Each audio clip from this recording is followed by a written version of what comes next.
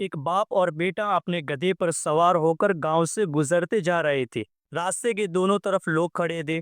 جیسے ہی انہوں نے دونوں کو دیکھا تو لوگ کہنے لگے، ارے ارے، دیکھو دونوں کتنے ظالم ہیں، بیچارہ گدھا کمزور ہے اور یہ کمزور گدھے پر سوار ہو کر جا رہے ہیں۔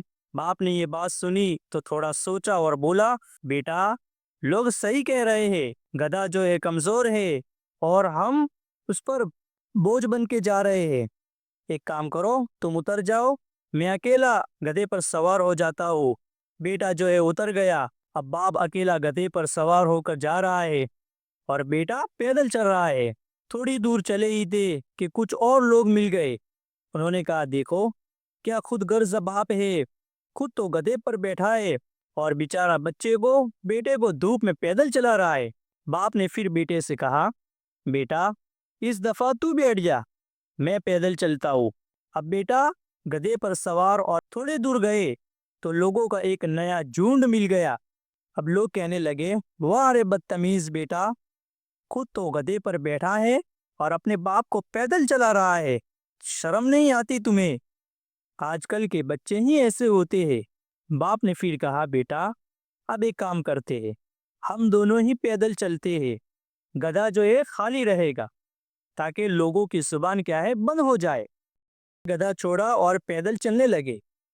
اب لوگوں نے دیکھا تو ہنسنے لگے اور بولے، ارے بھائی یہ تو بالکل پاگل ہے، گدھا خالی چل رہا ہے اور یہ دونوں پیدل، ایسے لوگ دنیا میں کیا کریں گے؟ اب باپ رک گیا، بیٹے سے مسکراتے ہوئے بولا، بیٹا دیکھ لیا نا، دنیا کبھی خوش نہیں ہوتی، ہم کچھ بھی کر لے لوگ کچھ نہ کچھ ضرور کہیں گے، ہم چاہے اچھے کام کرے یا برے کام کرے، لوگ جو ہے دونوں طرف کیا ہے انگلیاں۔ پھر اس نے بیٹے کا ہاتھ پکڑ کر کہا، میرے بیٹے دین کے معاملے میں کبھی مخلوق یعنی لوگوں کو مت دیکھو، بس اللہ اور اس کے رسول صلی اللہ علیہ وسلم کی رضا دیکھو، کیونکہ اگر لوگوں کو راضی کرنے چلے تو زندگی بھر چکر میں پڑ جاؤں گے۔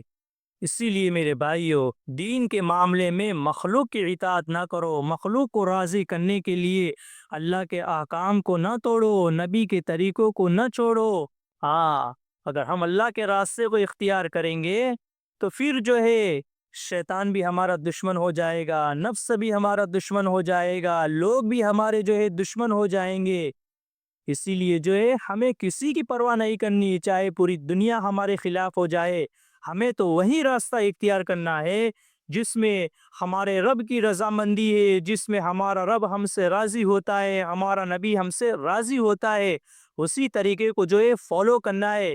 اگر ہم اللہ کے راستے کو اختیار کریں گے تو پھر اللہ تبارک و تعالی ہمیں دنیا میں بھی عزتوں سے نوازے گا، اللہ تبارک و تعالی ہر چیز سے نوازے گا، اور آخرت کی لامحدود زندگی میں بھی اللہ تبارک و تعالی ہمیں کامیابی سے نوازے گا۔ اس لیے کتابوں میں لکھا ہے کہ جہاں اللہ تبارک و تعالیٰ کے احکام ٹوٹ رہے ہو، نبی کے طریقے چھوٹ رہے ہو، تو وہاں مخلوق کی اطاعت جائز نہیں، لوگوں کی پرواہ نہ کرے بلکہ اللہ کے احکام کی پرواہ کرے، نبی کے طریقوں کی پرواہ کرے۔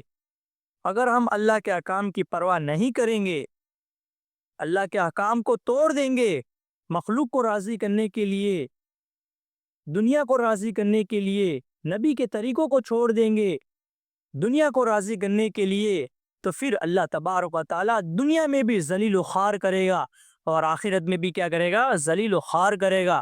اس لیے میرے بھائیو، ہم جو ہے اللہ کے احکام پر ڈٹ جائے، کوئی چاہے کچھ بھی کہے، ہمیں کسی کی سننی نہیں، کسی کی پرواہ نہیں کرنی، ہمیں تو اللہ کے احکام کی اطاعت کرنی ہے، اسی پر جمنا ہے۔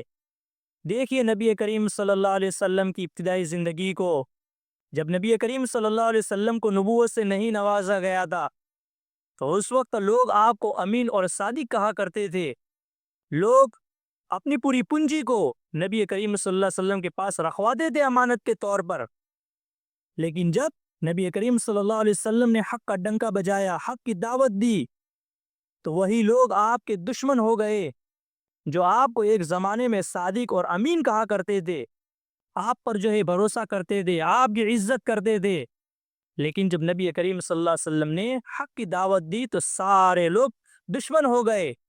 تو نبی کریم صلی اللہ علیہ وسلم نے لوگوں کے ڈر سے اللہ کے احکام کو نہیں چھوڑا، اللہ کے کلیمے کو نہیں چھوڑا، بلکہ حالات سے ڈٹ کر مقابلہ کرتے رہے، اللہ کے بندوں کو اللہ کا پیغام پہنچاتے رہے. تو پھر اللہ تبارک و تعالیٰ نے نبی کریم صلی اللہ علیہ وسلم کو کامیابی سے نوازا.